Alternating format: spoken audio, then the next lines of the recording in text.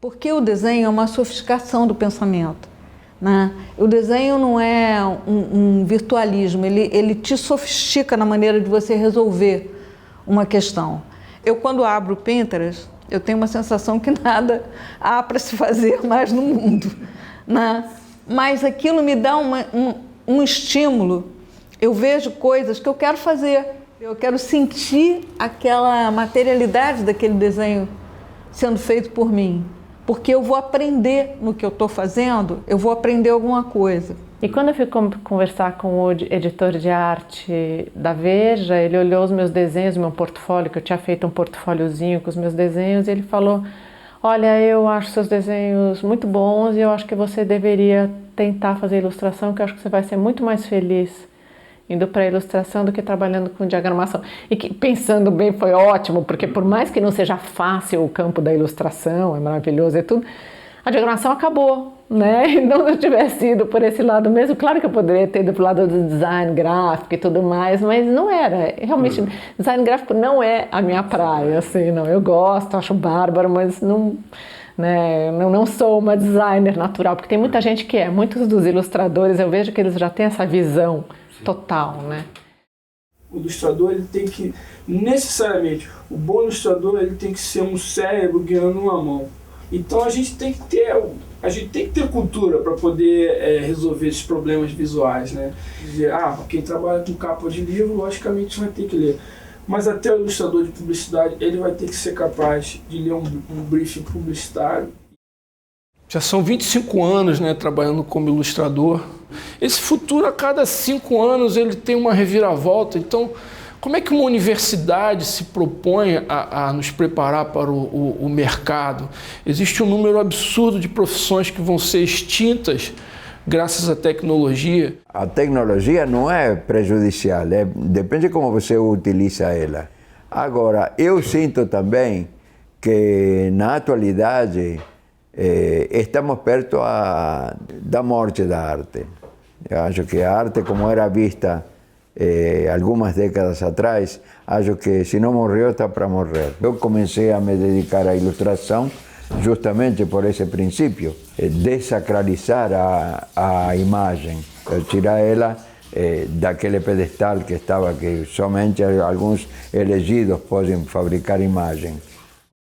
Eu cheguei em 68 fazendo caricatura, logo teve um desenhista, o Cássio Loredano, que é um desenhista muito reconhecido hoje, trabalhou lá fora também, na Espanha, na Itália. Ou seja, ele gostou muito, né, porque eu vinha com um dado visual diferente, né, do brasileiro. E então começamos, estávamos trabalhando juntos para o Opinião nessa época, a desenhar um pouco nessa linha, né? E hoje ele faz uma coisa muito pessoal, né? Ou seja, mas nessa época ele se influenciou propositalmente com as formas que eu trazia. E da influência do Cássio surge uma nova geração, como costuma acontecer. Um fulano depois desse e vão saindo gente que vai renovando, que vai, ou seja, modificando, né, as formas. E do Cássio surgem dois caras que são importantes, muito, ou seja, que são caras que têm um nível assim extraordinário, ou seja, de informação visual. Um deles é o Lula, que trabalhou durante muito tempo para o JB como ilustrador. O outro colega do Lula é o Cavalcanti, ilustrador do Globo, que publica constantemente no Globo. Então dá um outro componente, e que tampouco é aquilo que o Loredano faz com desenho. Você percebe no desenho tanto do Cavalcanti quanto do Lula, você percebe a presença da tecnologia, assim, muito, muito forte. Mas você percebe também a mestria que eles têm como desenhistas artesanais. E eu acho fantástico isso, e são muito jovens eles, né? Em 83, teve uma grande exposição do Loredano aqui no Rio de Janeiro, na antiga Funarte. Eu naquela época era um garoto, eu tinha 20 anos, né? E fui lá nessa exposição e fiquei assim, chapado com aquilo. Eu era muito tímido, eu sou um cara de subúrbio, eu não sou um cara assim, eu ia lá, eu ficava muito encabulado, levava meus desenhos assim, né? Ficava muito envergonhado com esses caras todos, assim. Quando eu vi um desenho do Lan no JB, eu fiquei ali que eu decidi que eu queria desenhar em jornal. Depois conheci o J. Carlos, fiquei muito impressionado com o J. Carlos, mas aí quando eu conheci o Loredano, aí realmente foi assim, cara, eu fiquei assim, como é que eu vou dizer assim, cara, eu ficava assim sem dormir, era um negócio assim, fascinante para mim, assim. E aí eles começam e vão indo brilhantemente e a impressão de papel começa a ruir, a acabar, né? Então, cadê? O Lula é um gigante e não tem onde publicar. A linha dele é uma linha de Picasso, cara, é um negócio absurdo. Desenhar corpo de mulher. É brilhante o homem. Eu acho que foi o desenhista que me influenciou mais, foi o Loredano. Eu publicava no Pasquim, fazia caricatura para o Pasquim, e era muito em cima do trabalho do Loredano, daquele traço ali, do Trimano também, porque aí do Trimano passou para o Loredano e vai passando, né, para frente. O Lula é meu amigo desde o início, foi o primeiro caricaturista desenhista que tinha a mesma ideia que eu para passar para o papel, foi o primeiro. Nós nos conhecemos assim, muito jovem, publicando ali no Pasquim. Passado um tempo, aí todos os desenhistas aí, assim, tive acesso ao Pasquim, aí comecei a ver todos aqueles desenhistas maravilhosos, comecei a ver desenho do Nasser, comecei a ver desenho do Lan, comecei a ver desenho do Trimano, comecei a ver desenho do Loredano, de todos esses caras, e comecei a ficar muito fascinado. Aí a questão da caricatura ficou muito latente, assim, ficou muito forte. Eu sei o que eu devo ao Trimano e o que o Brasil deve ao Trimano. Esse aspecto, eu repito, do jornalismo que é a caricatura. Eles chegam aqui para um ventilador, isso aqui estava tudo mofado, não abre essas janelas, porra. Ensolarou tudo, foi ótimo. Você, quando chegou aqui em 68 e começou a trabalhar na Veja, e aí fez o seu caminho, você se deu conta, né? Você se deu conta do quanto que você mudou a cara, né, da página impressa no Brasil?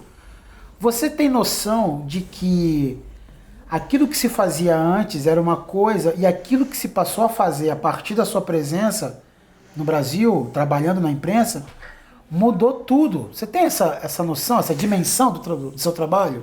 Da importância?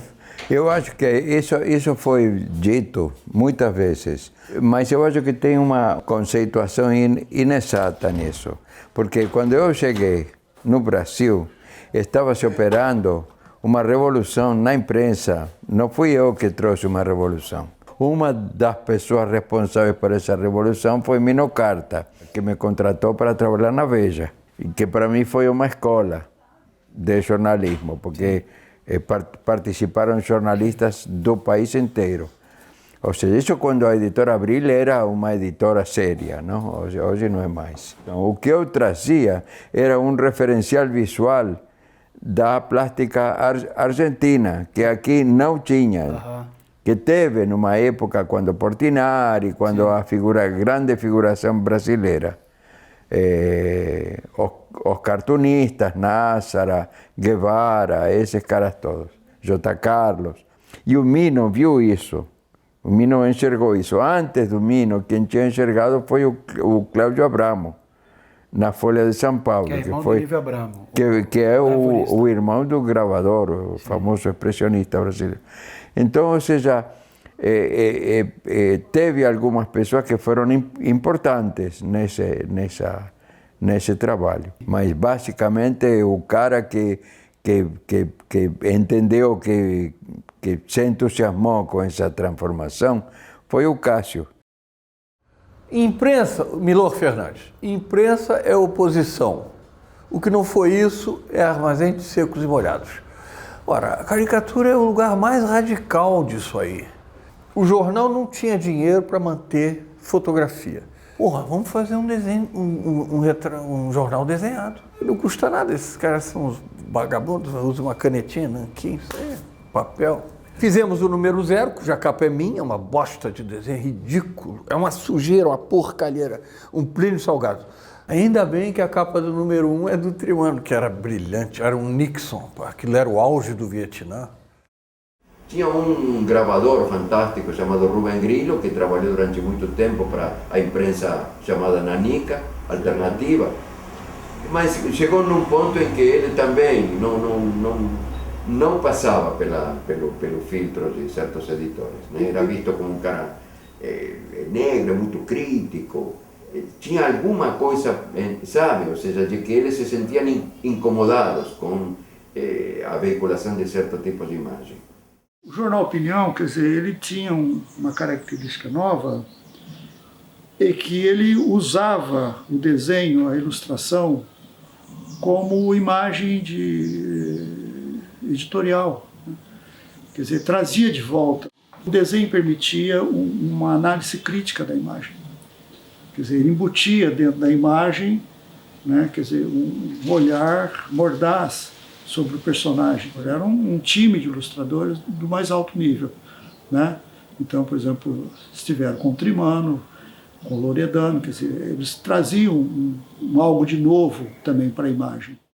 A minha vida profissional, ela está diretamente ligada com o jornal, porque era meu sonho de infância, sempre foi. Eu olhava para aqueles trabalhos que eu achava maravilhosos, eu via o Pasquim, eu via Ziraldo, via Jaguar, um pouco depois comecei a ver o Chico Caruso, o Lan, Nassar, achava esses caras deuses, e eu, desde o começo a minha vontade sempre foi a de ser um ilustrador de jornal. Mas é conflituoso, entendeu? Porque assim, eu sempre via o Globo como jornal reaça, assim, sabe? Porque, claro, minha referência era o JB. O jornal é uma coisa muito complexa, né? Então, assim, por exemplo, a arte do Globo, se você for analisar ali, é uma galera basicamente de esquerda ou de centro, sei lá. Não tinha ninguém de direita, entendeu? Talvez tenha uma pessoa, mas assim, então é isso, né? Se você consegue analisar o jornal como uma coisa muito complexa, beleza, a orientação lá de cima é conservadora, né? Mas eu entendo o jornal como uma coisa muito grande, entendeu? Muito grande. Então tem muita coisa boa no jornal também. Então prefiro focar, porque tem, né, articulistas maravilhosos, sabe? Tem artistas, entendeu? O JB abria bem as ilustrações. Ele dava páginas assim com desenho, a página inteira. E o JB tinha essa cultura da ilustração, de trabalhar com a ilustração. Às vezes, até quando podia ser foto, o JB optava pela ilustração, em alguns casos. Agora, no caso que era, por exemplo, da reportagem, aí não tinha como, né? Fazia tudo. E era uma super lição ali, porque você tinha que fazer ali na hora.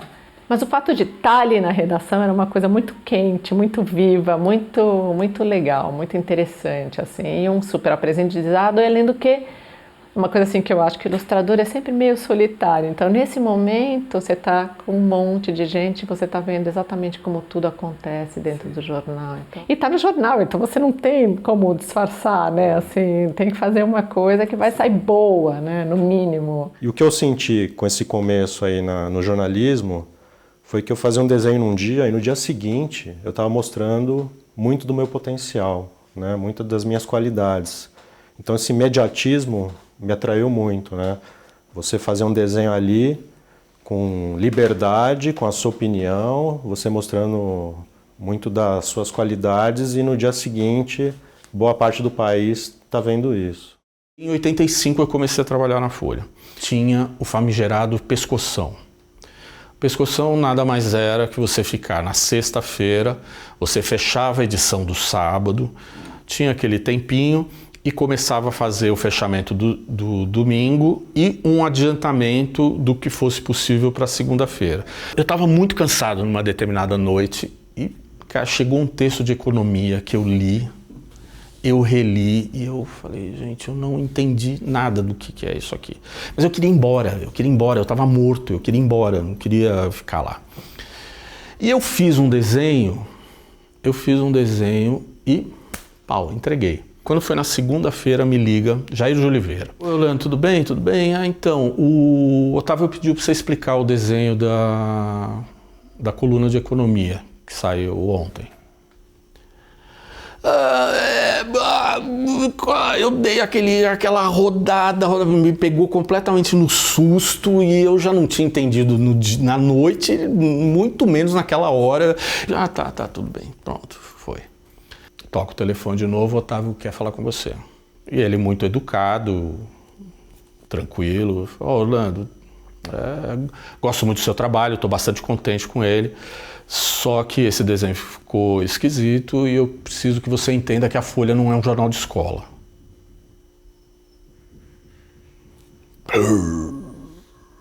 Sim, senhor.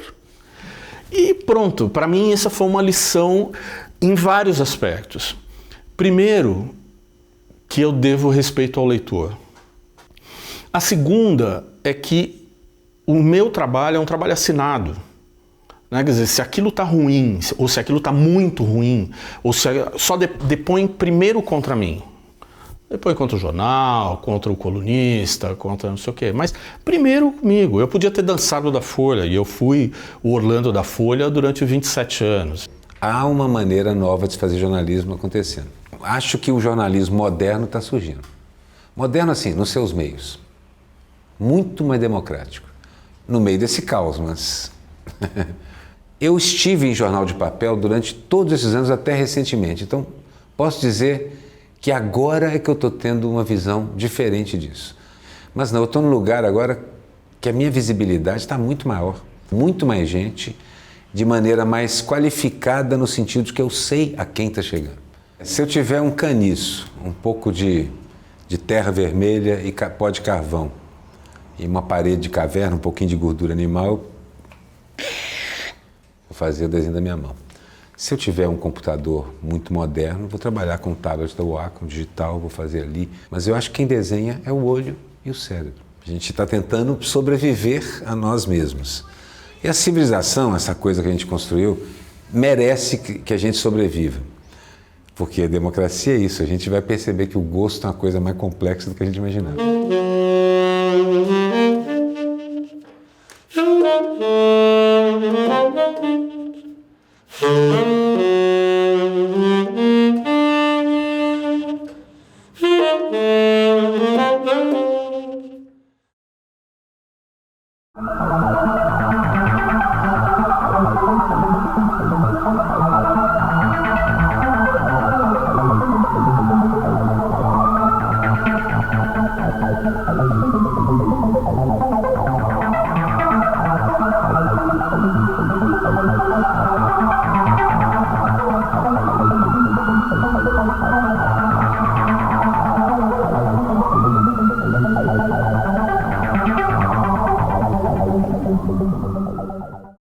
Passados 12 anos desde que eu comecei na profissão, as influências são outras, mas no início a grande influência eram as grandes artes narrativas, né? O próprio muralismo mexicano, sem dúvida fotojornalismo, né?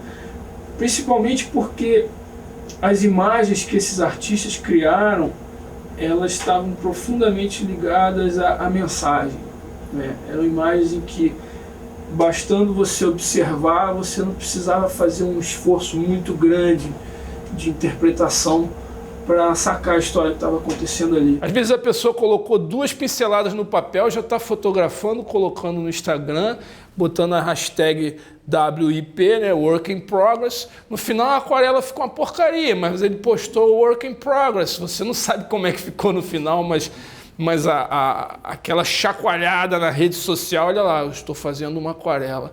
Eu percebo, as pessoas que estão viciadas em Instagram, é uma passada de segundos, é uma fruição de uma imagem que dura segundos e dá o joinha. A pessoa do outro lado lá, ela está contando com 1000 joinhas, 2000, 5000, como se fosse uma moeda que paga um pouco essa vaidade, né, de de ter seguidores. O fato é que a imagem hoje, ela se vulgarizou demais. Se tornou vulgar a ponto de você fazer isso e olhar e fazer isso, e fazer isso, fazer isso. Eu acho que a imagem, o filme, tudo que envolve a imagem hoje precisa de um tempo de processamento. É quase como se hoje fosse uma época em que a gente tivesse uma correlação, né? Como se você apresentasse bons vinhos e as pessoas bebessem de golada no gargalo.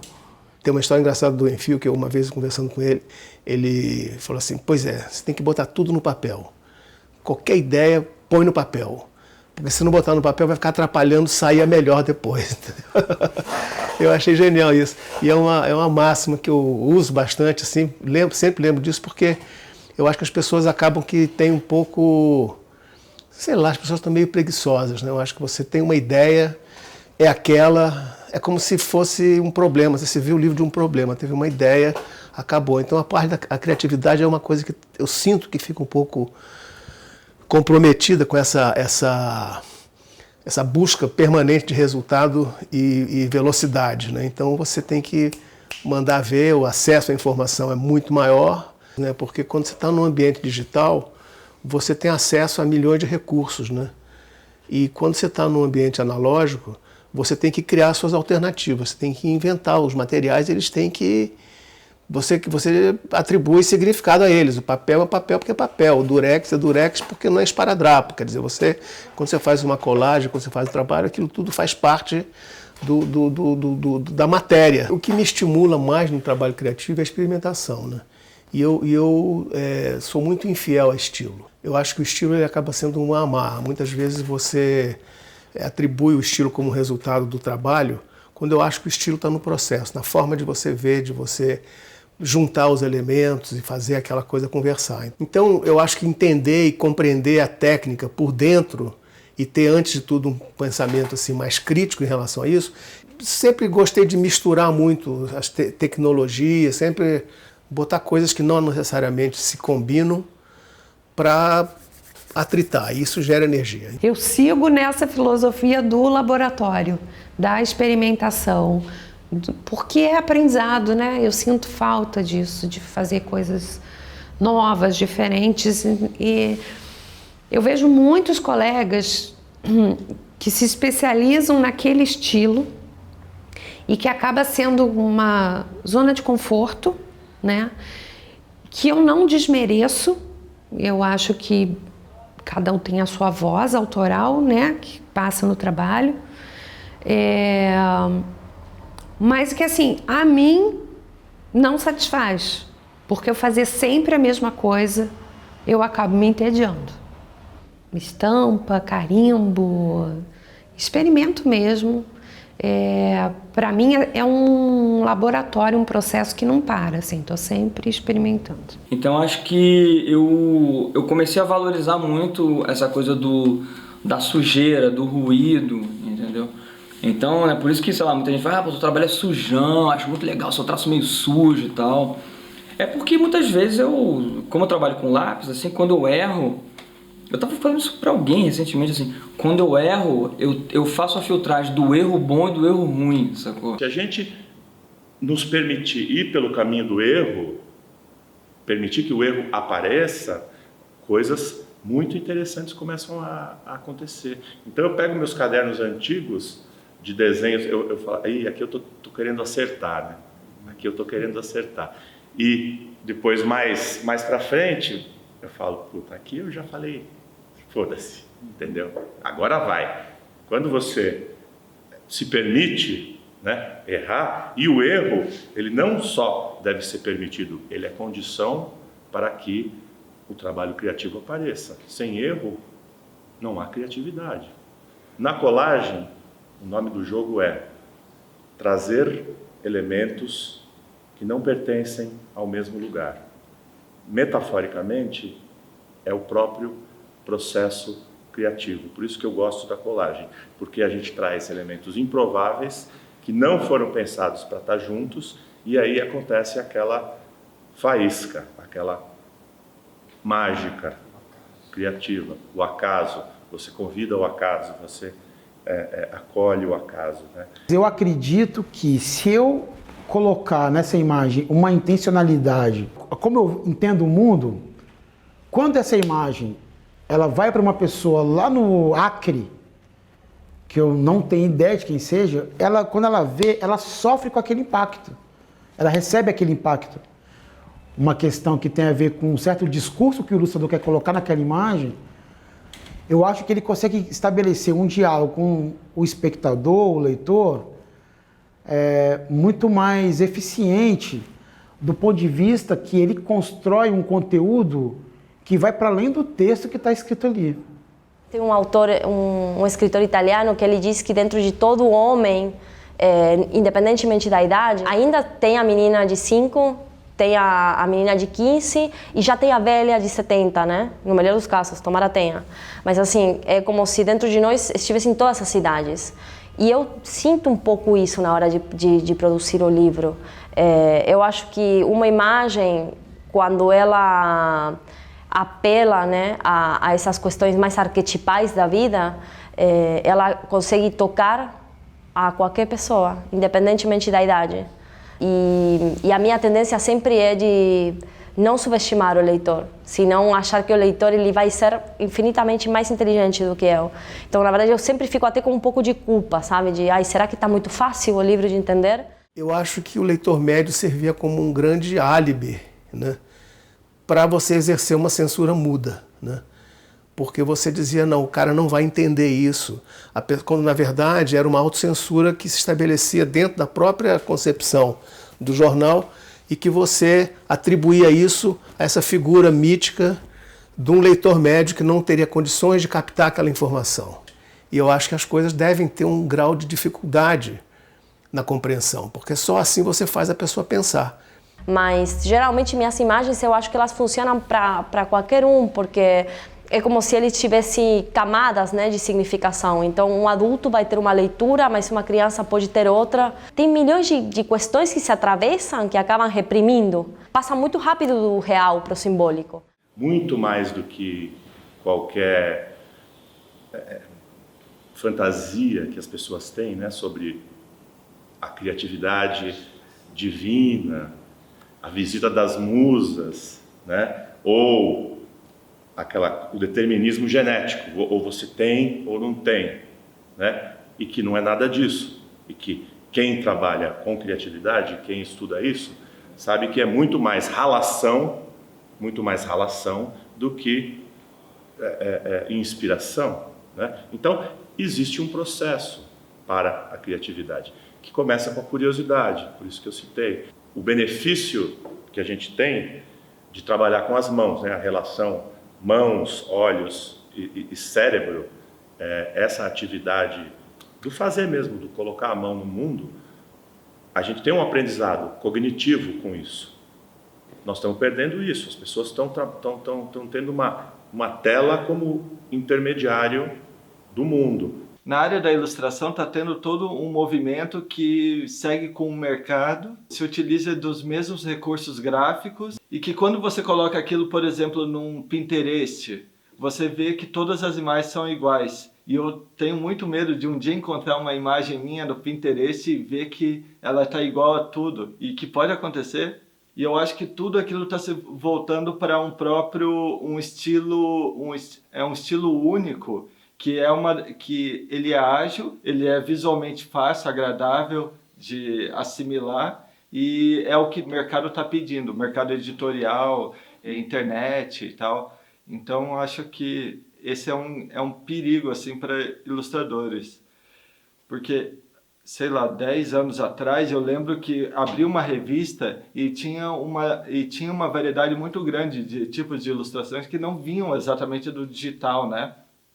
Tinha artistas que trabalhavam com papel, tinham artistas que trabalhavam até com pintura mesmo, porque até dá para resolver um trabalho com pintura, mas o problema é que o dinheiro, né, o pagamento meio que se congelou nessa época, nesse período, e acabou fazendo com que todo mundo voltasse para alguma coisa que fosse rápida, né? Eu poderia ficar uma semana desenhando, porque poderia desenhar, destruir, refazer, apagar. Então, quer dizer, para concluir o desenho, já levava ali um bom tempo, digamos, se você considerar uma média de 6 a 8 horas por dia, durante, vamos supor, né, estaria ali quase com 50 horas dentro daquele desenho.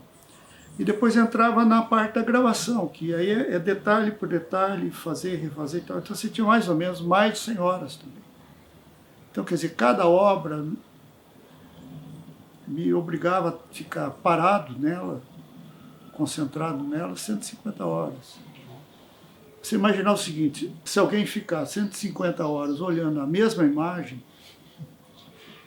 né, das duas, ou você realmente entra em pânico, não suporta, né, porque a gente sabe que uma imagem, ela para se comunicar, gasta às vezes um frame, uma coisa mínima de segundos, né? Quer dizer, quando você está procurando isso, você está, na verdade, pescando numa água em que, digamos aqui, a sua capacidade de tirar dali dentro é sempre pequenos peixes, né? Mas quando você mergulha no seu próprio poço, né, você se banha por inteiro.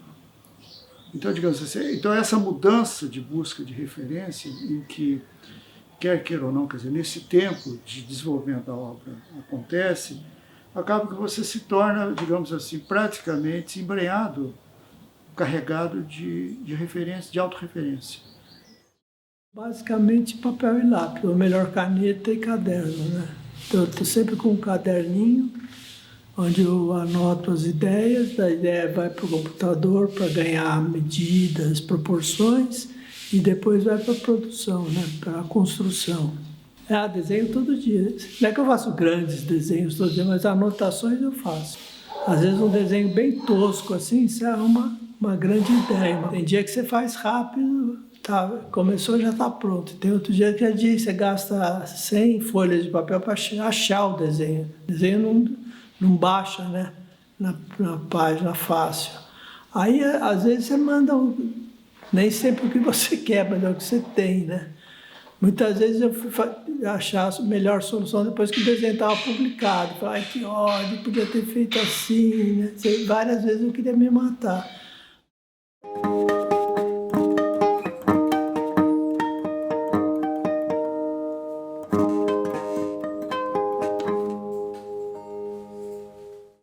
Para começo de conversa, o meio editorial, os meus patrões, os meus chefes, eu nunca via.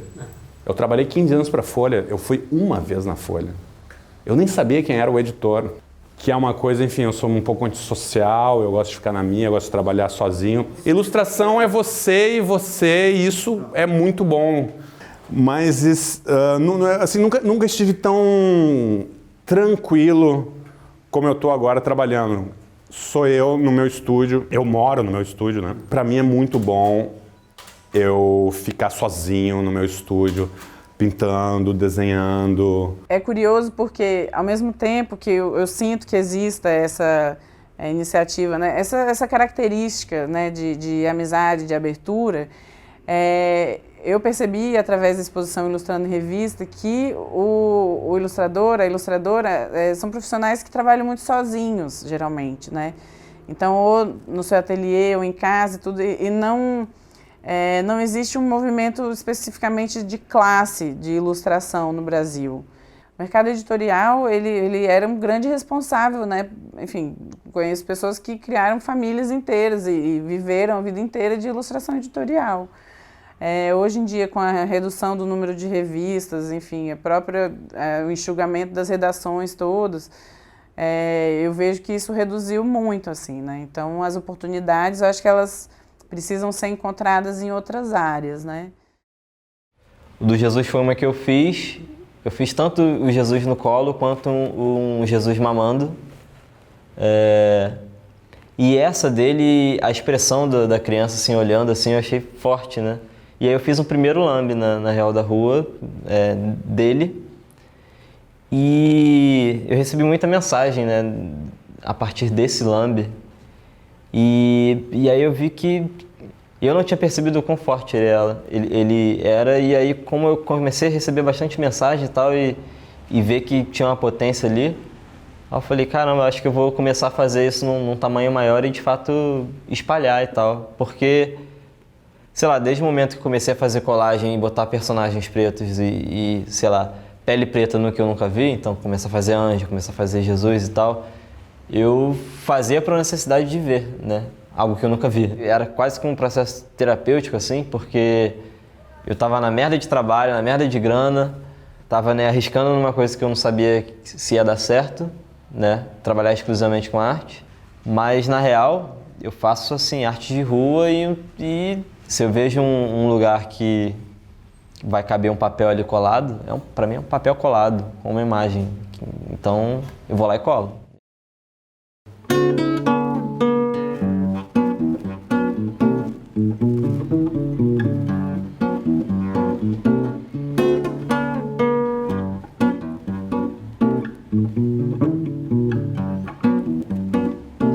Tem que ter imenso bucho pra caber a paciência, para ter perseverança nas tempestades que vêm por aí. Tem que ter samba no pé e tantos ritmos quanto quiser, remexer conforme a dança, sabendo se situar, senão o amor do bojo que nem bolo, do odeno jejum no ilho, se seco, passado seco, arrepio do bojo que nem bolo. Nós fizemos uma revista, né? Dentro da universidade mesmo. Essa revista foi a revista Balão e ela era minúscula. Ela tinha 2.000 exemplares, coisa desse tipo, assim, que a gente fazia na gráfica da universidade mesmo. Então, no entanto, ela teve uma repercussão nacional. Jornais ficavam entusiasmados com aquilo, porque enquanto eles estavam sendo censurados, você tinha que pôr receita de bolo, sabe, saía no Pasquim, saía nos outros lugares e tal, falavam sobre a gente, etc. E isso acabou lançando a gente antes mesmo da gente ter saído da faculdade, antes mesmo de ter entrado no mercado profissional. A questão é a seguinte, quando chegar na Circo, vinha um outro cara que tinha sido nosso colega na Imprensa Alternativa, com o qual eu já tinha estabelecido uma maior relação de trabalho e amizade e tal, que foi o Toninho Mendes. A gente criou na Circo uma relação, eu acho que de trabalho, eu, Laerte, Toninho Mendes, assim, que foi muito prolífica, assim, foi muito bacana, assim, foi muito legal. O Angeli faz uma revista, vende 120 mil. Enquanto que eu, Laerte, a gente era muito menos conhecida. E o que acontece? A gente começa a vender mais de 40 mil exemplares, saca? E os dois eram caras praticamente não conhecidos, certo? O Abril e outras editoras grandes que fazem super-herói, o caramba, tal. Quando pegava um projeto dos caras, se vendia 13, 14 mil, os caras estavam dando um pulo desse tamanho, saca? E aí a gente vendendo 40 mil, outro vendendo 120 mil. Por que não chega um cara, né, que fala assim, pô, esses moleques aí sem nada, sabe, estão fazendo isso, e se a gente der força, né, se a gente der estrutura, né? Não tem isso, cara. Eu não sei se é um estigma meu.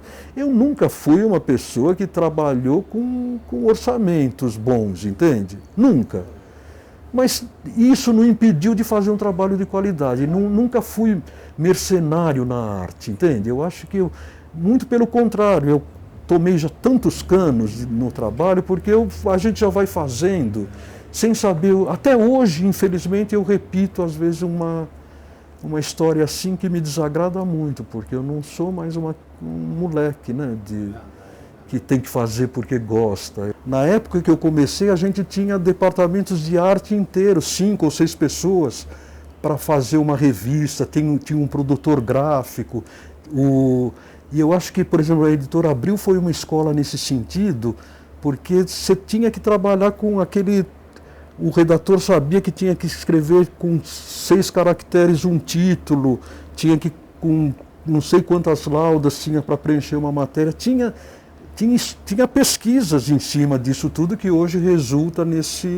no computador que hoje você consegue fazer tudo sozinho, né? Claro que acumula todos esses processos. Mesmo assim, você vai demorar 3 meses num livro daqueles, aí você cobra. Aí a pessoa, não, está muito caro. É o valor, às vezes, de uma lanternagem de um carro de classe média, que você vê na esquina o cara falar, pô, gastei aí 7 mil no meu. Eles gastam no carro e aí, se quiser publicar o livro dele, que ele sonhou a vida toda, acham que é uma obrigação sua fazer, porque acham que você gosta daquilo que você faz com o pé na frente, né? Pé na frente, não, com a mão atrás. Pé na frente, a mão atrás, como é? Com as mãos pé nas costas. Eles acham isso. E eu estava falando até para minha mulher, eles vão pagar, não sei o que, sempre fala assim, vai pagar? Como vai pagar? Então, falei, não paga, acha que é legal. Acha, eu tive uma ideia do cacete, cara, sabe? Aí vem com uma ideia, assim, acha que você que vai ganhar fazendo aquilo e não quer pagar. Eu cobrava menos dos funkeiros, dos donos de equipe de som independentes, lógico, porque os caras independentes, né? Eu cobrava R$1.500. Aí depois te chamam hoje para fazer para uma editora, 20 anos depois, acham caro pagar R$1.500. Eu não sei o que aconteceu. Não sei se sobrava dinheiro naquela época, não sei o que foi. Quando a gente lançou a Beleléu em 2009, não existia mercado aqui ainda de livro, quadrinho digital. Um amigo nosso, ele trabalhava, acho que para fora e tal, ele lançou a Beleléu. Eu acho que a gente foi o primeiro quadrinho digital assim, a ser lançado no Brasil. Eu falo que o quadrinho ele é ingrato por isso. Assim, a ilustração você faz, né, um livro infantil lá, sei lá, você tem 10, 20 páginas de ilustração, tá ali, ok. O quadrinho não, é muito, cara, o retorno que você tem com o quadrinho é muito ingrato no Brasil, assim, um retorno financeiro e tal. Porque geralmente é difícil você fazer um quadrinho em menos de 1 ano, cara. Ou você faz uma revista de 30 páginas, que vai ser uma coisa mais rápida, mas se você faz um livro de pouca página, a rotatividade dele no mercado é muito rápida, o giro deles. Para você ter se seu trabalho está sendo discutido e comentado no mercado, você tem que fazer o que chama de graphic novel, novela gráfica. Você tem que ter um trabalho mais robusto de 100 páginas. Eu acho que isso deixa o trabalho até mais, a história mais pesada, acho que fica mais marcante. Porque ninguém faz 60 e faz só isso. Eu acho que no Brasil tem muito isso. Geralmente o brasileiro faz 1000 coisas. Lá fora você tem um cara que faz a arte final, tem um cara que pinta, tem um cara que faz o letreiramento. Aqui não, aqui geralmente o brasileiro faz tudo. O processo é toda a gente que faz, sozinho ou às vezes em parceria, se você tem uma revista com outros. O papel foi o seguinte, eu conheci o Cruz e o Cavalcante no Globo, né? O Lula também acho que eu conhecia. E como eu também fazia ciência, eu comecei a chamar eles como colaboradores também, né? Na época eu fazia umas capas para a editora Garamond, que é a editora que produziu a revista, e a gente pensou aquele projeto de fazer uma coisa mais autoral, né? Não ser uma coisa didática. Aí, como a gente já tinha esse tipo de conversa que o desenho, né? O desenho editorial, ele podia ser uma coisa fora do contexto do jornal, fora de um texto, né? Aquela coisa mais plástica, mais de arte. Então, foi um caminho meio natural, né? Foram 2 números. Foi uma coisa diferente na época, né? Porque exatamente isso. A coisa alternativa de desenho geralmente caía, como eu sempre falo, quadrinhos, cartoon, né? E a gente foi para um lado de desenho, né? E tendo vamos dizer assim, essa vontade de mostrar que o desenho era uma coisa plástica, né? Você podia ser um ilustrador editorial, né? Mas se você é um cara que tinha um desenho diferenciado, você tinha a tua estética, a tua visão, era possível você mostrar teu desenho de outra forma, né?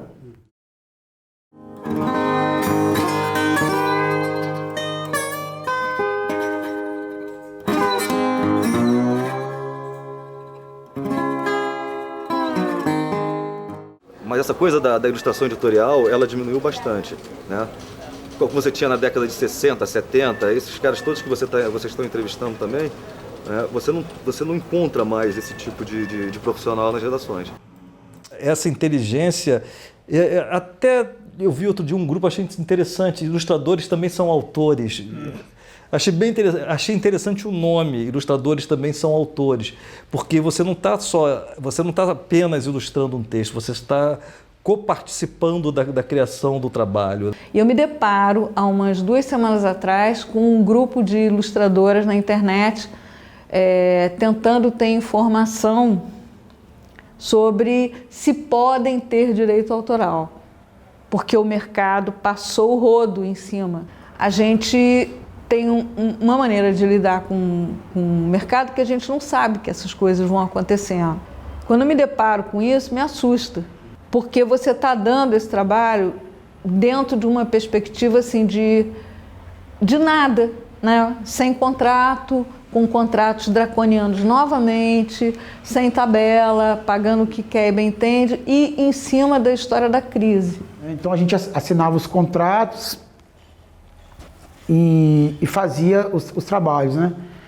Mas o trabalho ele acabou porque a gente descobriu que tinha um contrato específico que a gente tinha os direitos sobre a produção, sobre o trabalho. Mas esse contrato não era divulgado. O que era divulgado, o contrato que era disponibilizado para os ilustradores, era um contrato de cessão total de direitos. Então você dava tudo para eles. A gente pediu esse contrato, eles mandaram, a gente assinou e depois a gente nunca mais fez nada para eles. Eles nunca mais chamaram a gente para fazer nada, né? Porque era uma maneira de fazer uma certa retaliação. Ó, vocês pediram, então... Às vezes você tenta fazer tabela de preço e tal, nada funciona, assim, porque o cliente fala, essa é a sua tabela? Tchau. Não estou interessado. A tabela nem é minha, né? Era da DG, mas não consegue, o mercado é vil. Houve, assim, uma crise, né, dentro desse mercado, quando se começou a levantar essa questão do ilustrador ser autor. Porque espertamente as editoras disseram, olha, a gente, para direitos autorais, tem uma cota de 10% do valor de venda.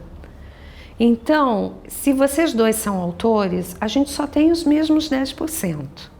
Então, vocês decidam entre vocês como é que vocês vão dividir essa cota entre você, escritor, e você, ilustrador. E as pessoas saíram de faca para brigar, cada um pela sua fatia do queijo, né? E isso criou um mal-estar imenso dentro do mercado editorial, entre os escritores e os ilustradores. Até o ilustrador conseguir fazer entender que ele era, sim, em alguns casos, autor, né, da narrativa do livro. Ainda se questiona se o ilustrador é autor. Me parece muito óbvio que o escritor é autor do texto e o ilustrador é autor das imagens. E ponto. Ele é autor do livro na medida em que o livro se baseia na narrativa visual, na mesma medida.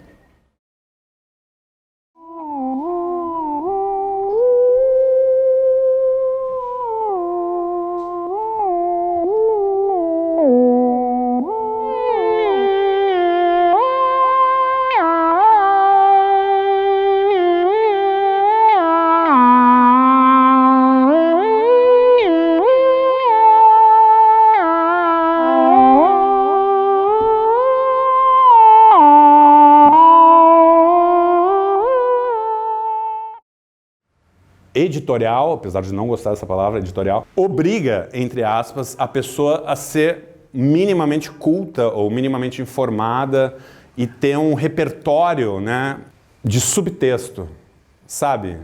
De ter várias camadas de entendimento de uma ilustração ou de um cartoon que seja, entendeu? Uma coisa que eu sempre odiei quando eu ilustrava era a pessoa reclamar assim, pô, mas isso não tem nada a ver com texto. Sim, já tem o texto. Você quer que eu escreva outro texto dentro do texto? Sabe, a ilustração redundante, né? Isso era uma coisa que me irritava muito, assim. Eu comecei ilustrando para artigos opinativos. O primeiro artigo que ilustrei para Caros Amigos foi do Paulo Freire. Logo depois teve Milton Santos, por exemplo. Então eu ficava mega empolgado e eu queria participar daquilo, né? Quer dizer, colocar minha opinião também, fazer com que as duas coisas fluíssem juntas. E eu acho que isso tem tudo a ver com um texto de opinião, né? Uma opinião gráfica. Ali eu vou dizer que boa parte dos textos são escritos por pessoas que eu odeio, né? E aí eu tenho que lidar com isso. Então, existem vários modos de lidar com isso e aí a nossa criatividade flui, né? Um deles é você fazer ilustrações que têm várias leituras e que você brinca com a percepção do leitor também, e aí aquilo tanto agrada o jornal quanto agrada você, né, como artista. E imagino que agrade também os leitores, né? E o autor eu não sei, não estou preocupado muito com a opinião.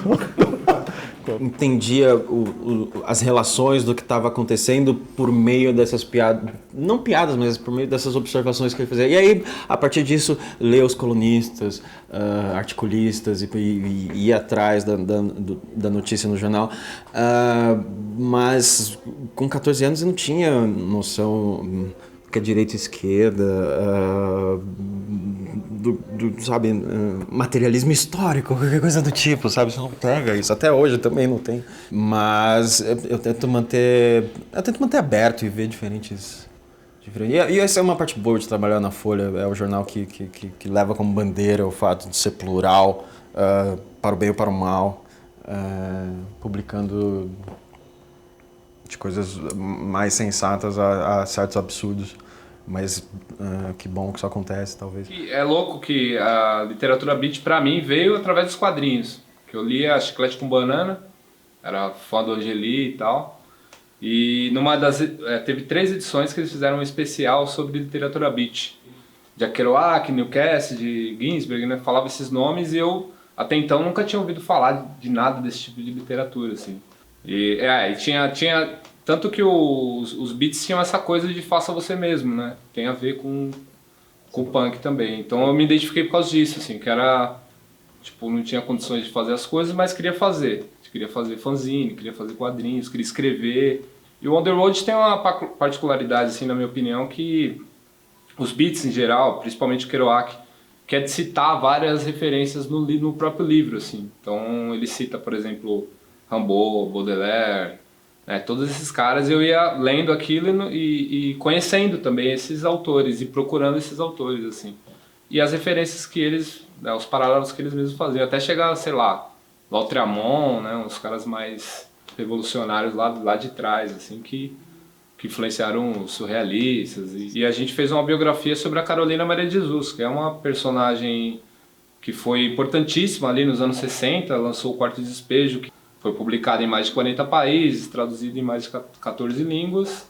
No entanto, ela não é conhecida no Brasil, assim. Então, acho que fazer uma história em quadrinhos sobre ela, né, dar uma contribuição para trazer o nome dela à tona, é um gesto político, assim.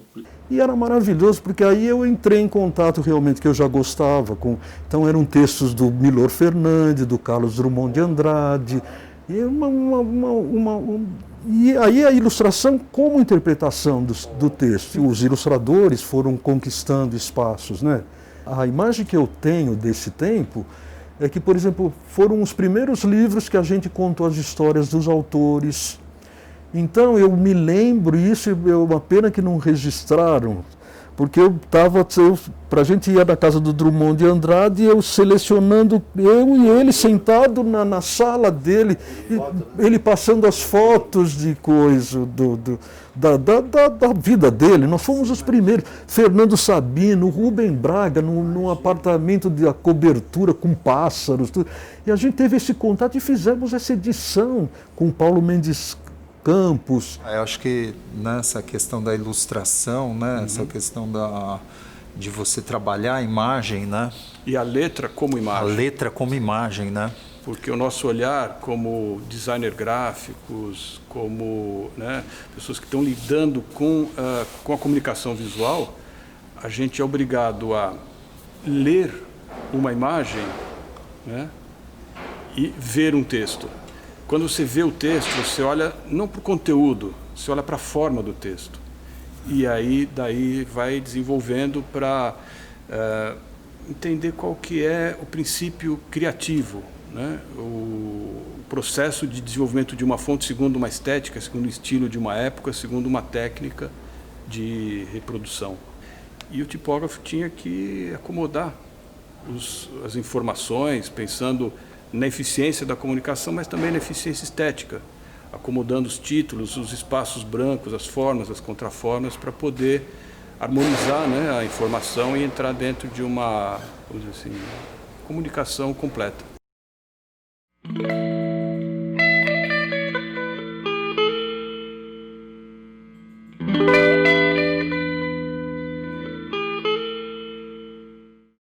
Você tem vários momentos do livro no Brasil, né? Você tem lá, final do século XIX, o início do século XX, onde tem uma reestruturação da educação e aí tem uma proposta, né, de livro infantil como um apoio à educação.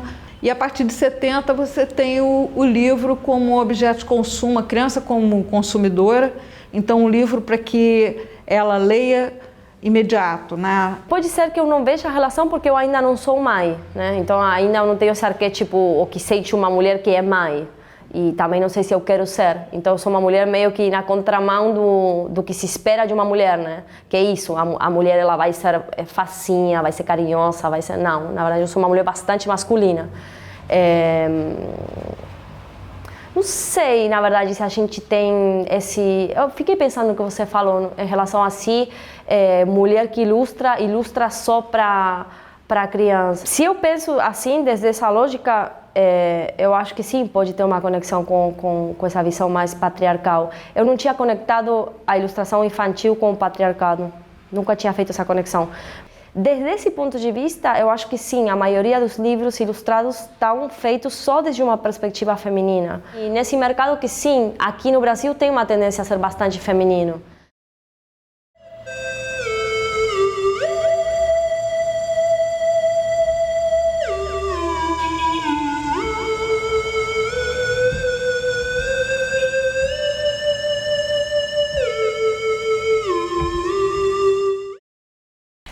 Acho que é sim uma cultura machista, né? Mas é aquela coisa da a mãe que lida com a criança e o pai, e a gente tem que concordar que é um puta desperdício, né? Deixar essa carta marcada para a autora mulher, mas é um desperdício, né? Da diversidade que você pode oferecer para a criança leitora e pro homem ilustrador também, né? Agora, eu sinto um pouco que as ilustradoras um pouco mais velhas, assim, que têm a minha idade, um pouco mais, sinto que elas estão um pouco mais dedicadas a esse mercado de literatura infantil.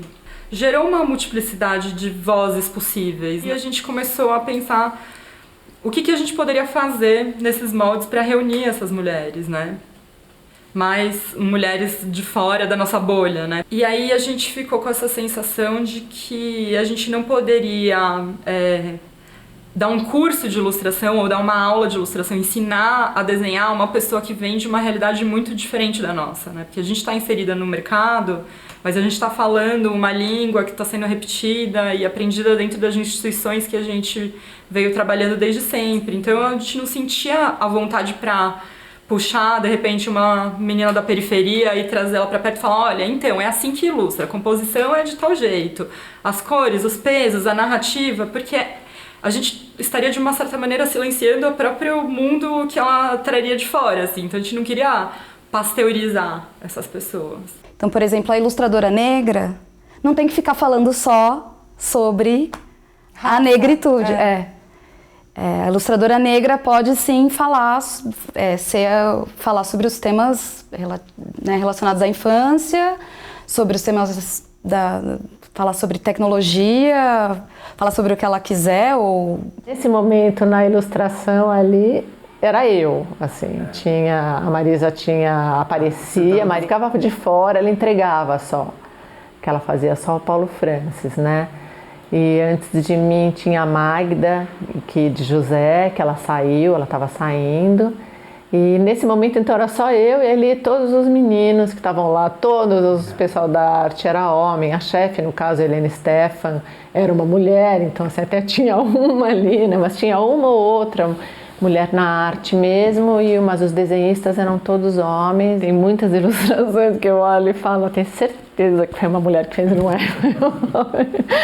E vice-versa, assim, mas eu acho que talvez acho que tem um tipo de ilustração, talvez que seja muito feminina, assim, que seja uma ilustração mais ligada à moda, a esses temas, assim, sei lá, de assuntos femininos mesmo, de costumes.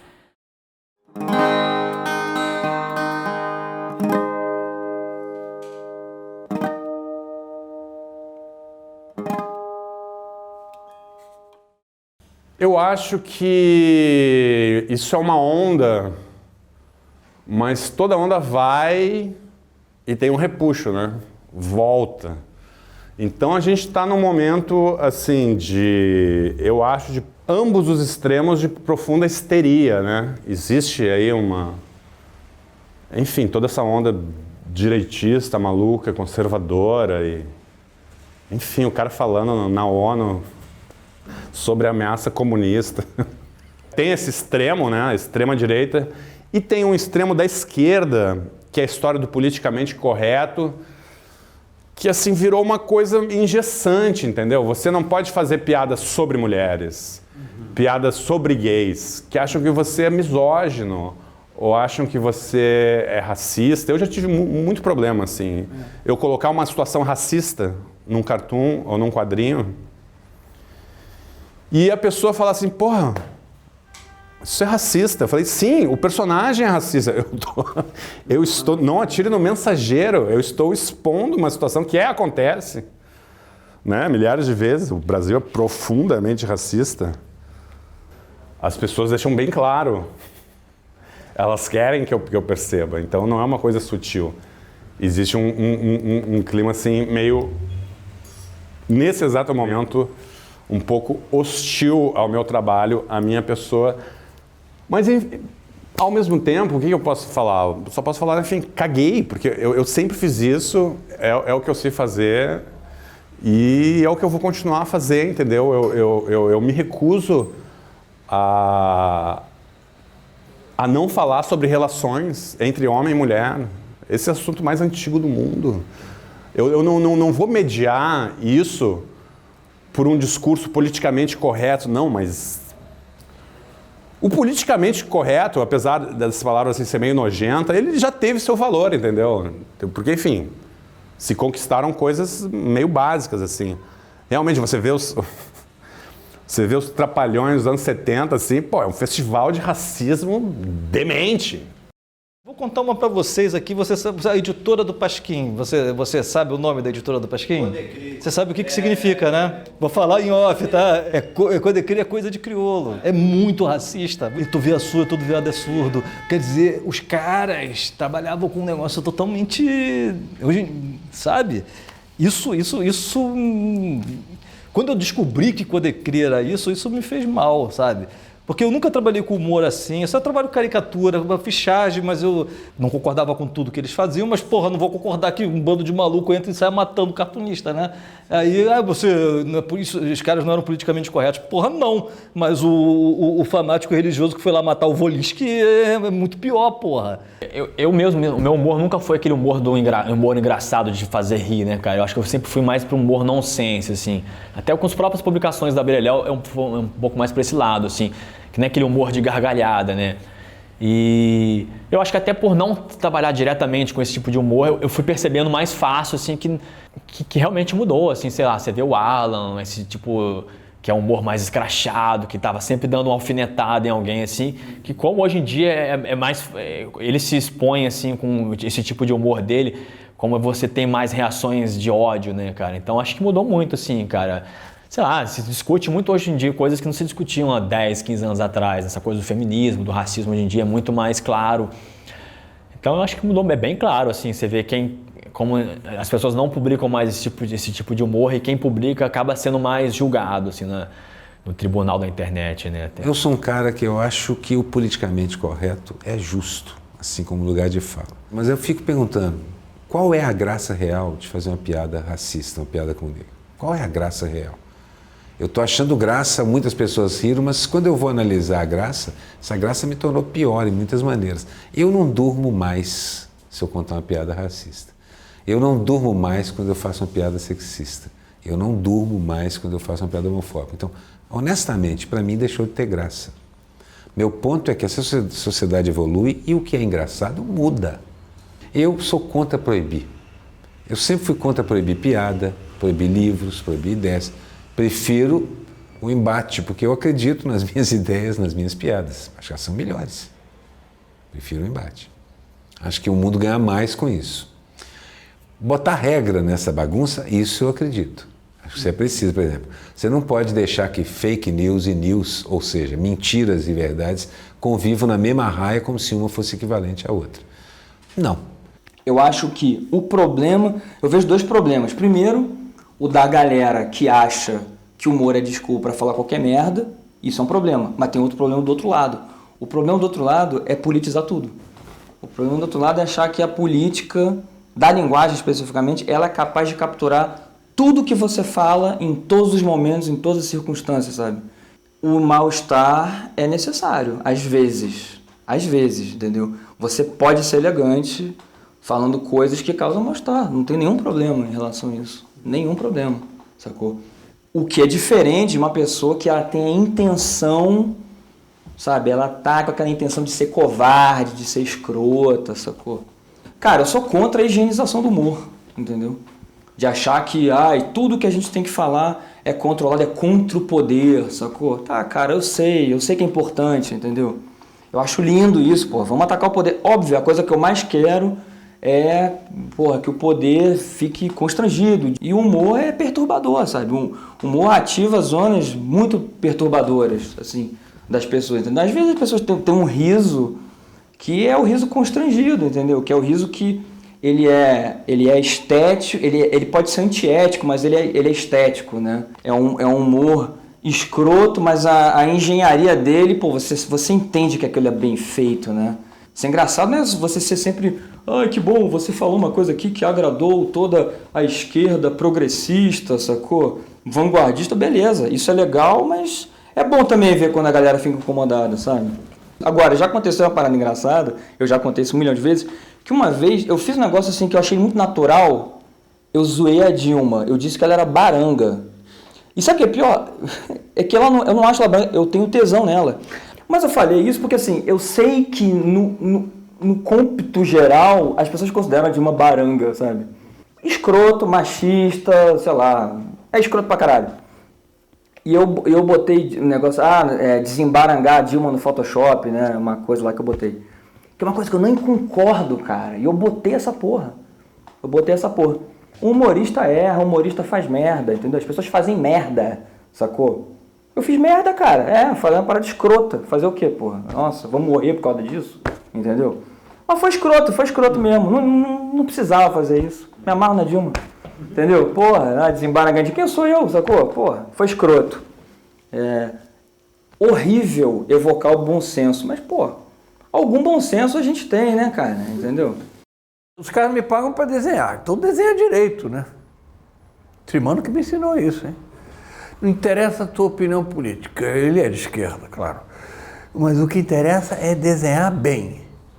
A tua opinião, o reacionário só vai respeitar teu trabalho se o desenho for bom. Aí é a mesma coisa que acontece comigo. Se for um conservador sensacional, o que eu posso falar? É um merda como pessoa, mas que desenhista do tamanho de um bonde, né? Para nós ilustradores é bastante difícil, né? Chegar e achar que você vai jogar ali a sua opinião, né? 100%. E para quem tem um trabalho que é mais... Não é o meu caso, na verdade, mas quem tem um trabalho mais direto e mais escrachado, imagino que sofra mais, tem mais dificuldades. Pior de tudo é que tem uma parcela grande que acredita mesmo que cada um de nós, artistas, intelectuais, pensadores, músicos, cambal, somos todos uns mamadores. É as fábulas da cigarra e da formiga. Sim, porque a arte, muitas e muitas vezes, toda ela, isso vai da charge até a música, é uma expressão do poder. O prefeito mandou recolher, um juiz proibiu, o outro presidente do tribunal aqui autorizou a recolha e o Supremo deu uma pedra, botou uma pedra no assunto dizendo que não se recolhe livro no Brasil. Toda essa perseguição do governo com a imprensa profissional, porque a gente pega há 5, 6 anos atrás, governo Dilma, a gente tinha toda essa crítica da esquerda com relação aos jornalões e às famílias que controlam a imprensa e por aí vai, que já naquela época já estavam extremamente mal das pernas. Era meio que não chutar um cachorro morto, não vou falar como que a imprensa não é inofensiva, que está acontecendo agora, que é essa ideia absurda e conspiratória assim, de que existe, de que a própria imprensa seria uma conspiração comunista ou algo do tipo, ou que isso não deve existir. Uma vez que a gente perde esses veículos de informação profissional que estão, sim, em decadência, não tem nada para suplantar isso. Essa outra imprensa alternativa, essa conspiracionista, essa que apela para a bile das pessoas e funciona. O sarrafo foi muito embaixo, assim, a gente abriu a porteira para coisas absurdas que vão perdurar por um tempo indeterminado, assim. Os desenhistas, eles têm sempre uma situação tanto quanto marginal o tempo inteiro, mas que é revolucionário o tempo inteiro também, assim, sabe? Se você for ver grandes momentos de revolução dentro do jornalismo, você vai ver a importância que os desenhistas tiveram. Tudo que eu fiz até hoje na vida foi pelo Brasil, cara. Eu acho que é uma coisa assim que virou fora de moda, falar que você é patriota, que você é nacionalista, essas coisas é totalmente fora de moda, assim, né? Mas não vejo outro jeito, cara, porque quem que vai defender a gente? Cara, ninguém vai defender você, saca? Ninguém, entendeu? Então, se você fala, você é realmente nacionalista, não esses idiotas que vivem a camiseta da CBF corrupta, né? Você é visto como comunista.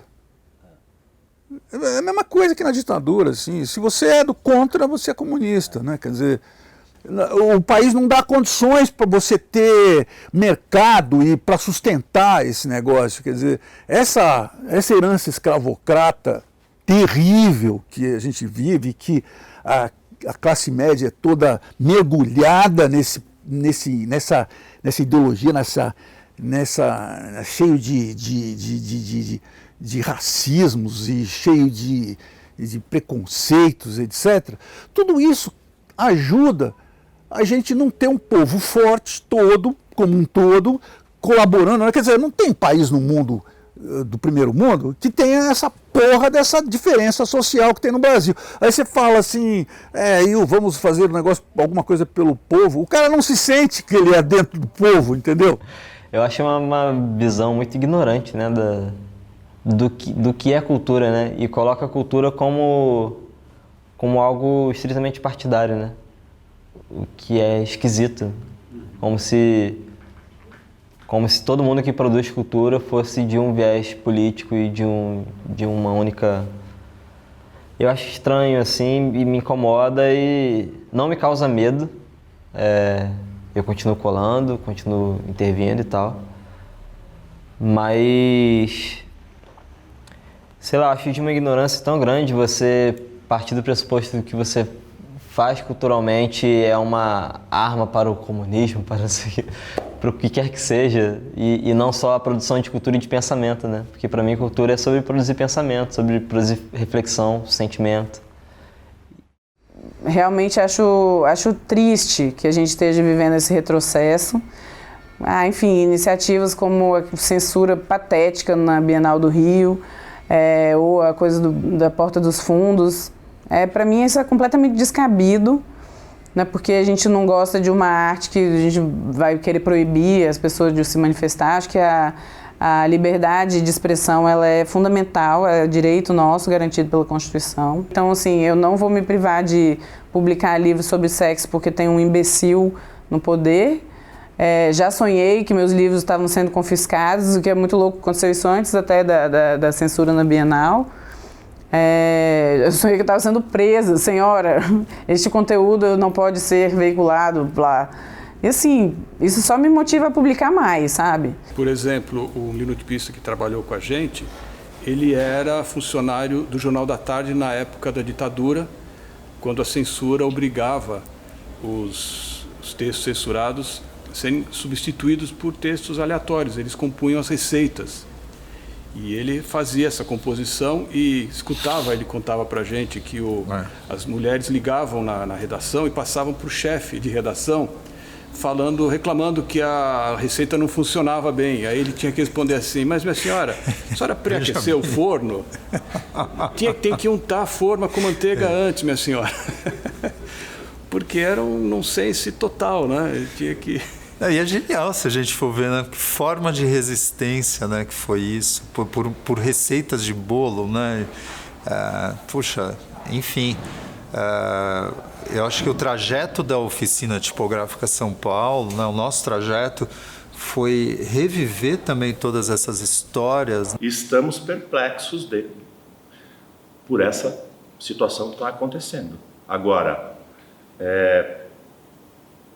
se você analisar como a educação, o ensino, passou a não privilegiar mais o pensamento crítico. Então, assim, uma sociedade que não tem poder crítico de análise, de interpretação de texto básico, né, eu acho que isso nos trouxe até aqui, nos trouxe a essa situação lamentável, né? Então, para mim a saída é sempre pela educação, pela arte e pela cultura, né? Que eu acho que aí estarão sempre os valores mais nobres da produção intelectual humana. O que está acontecendo é uma coisa inédita que eu nunca imaginei que eu fosse viver.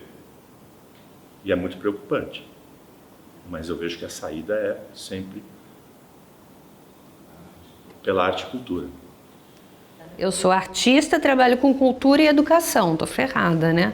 Nesse governo atual, tô ferrada. Porque é um governo que já nunca escondeu o jogo, sempre disse a que veio, e a cultura e a educação nunca foram prioridade, né? E realmente nada me surpreende, né, do que tem sido feito. Né? Porque a gente pode falar nível municipal, estadual e federal, né? Não se compra mais livros para as escolas. Por quê? Porque o aluno que a gente quer formar não é realmente um aluno leitor, um aluno questionador, um aluno pensante. A gente quer formar um aluno apto para o mercado. Peão. A gente quer formar peão. Acho que cada vez mais, acho que o grande projeto do Brasil é a classe média baixa. Eu fiz um quadrinho recentemente sobre isso, né? Que é assim, brincando com essa coisa do combustível, né? Assim, tipo, petróleo, gás natural, porra nenhuma. A América do Sul vai ser movida a ódio, né? É como se fosse um projeto mesmo, assim. O que vai movimentar a América Latina é isso, uma classe média baixa, todo mundo fudido, com raiva. É essa raiva que vai movimentar o continente. É uma coisa impressionante, né? Eu acho que com o fim da Segunda Guerra Mundial, né, o fascismo, o nazismo, isso tudo foi refreado, né, de qualquer forma, né? Você tinha surtos ali, acolá, mas foi refreado. E de repente, nesses últimos anos, isso foi uma coisa brutal, né? Uma coisa assim. Eles realmente tiveram, vamos dizer, a inteligência, né, de assumir essas mídias digitais, né, de uma maneira gigantesca, né? É um mundo reacionário, um mundo feio, um mundo horroroso, né? Mas eles conseguiram, né? Rapaz, aí eu já sou um cara meio frio em relação a isso, entendeu? Eu, por exemplo, eu sou um cara que adora ilustração, sou um cara, continuo sendo uma pessoa de esquerda, né? Mas a questão panfletária é uma coisa que eu não... É um universo no qual eu nunca me senti bem, entendeu? Eu acho uma coisa assim, eu vou dizer assim, fora fascista, eu falo. Agora, desenhar... Eu já colaborei em muitas coisas, isso aí não é nem um temor ou alguma coisa, é uma coisa que eu não gosto. Eu não me sinto, sabe, à vontade com esse tipo de coisa.